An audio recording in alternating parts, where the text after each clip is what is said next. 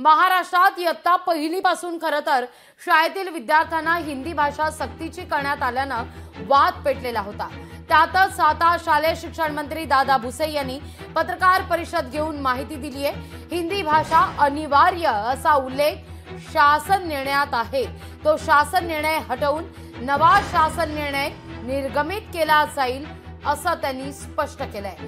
त्यामुळे हिंदी भाषा सक्तीच्या निर्णयाला आता स्थगिती मिळते का अशी चर्चा आता सुरू झाली आहे।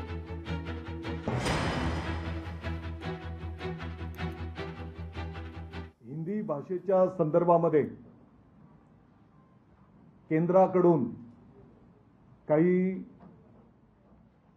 थोपवलं जात आहे अशी जी काही ठिकाणी चर्चा होते, तर असा कुठलाही भाग त्या ठिकाणी नाही। केंद्राने कोणती भाषा कंपल्सरी बंधनकारक असं कुठलंही केलेलं नाही की तुम्ही हीच भाषा घ्या किंवा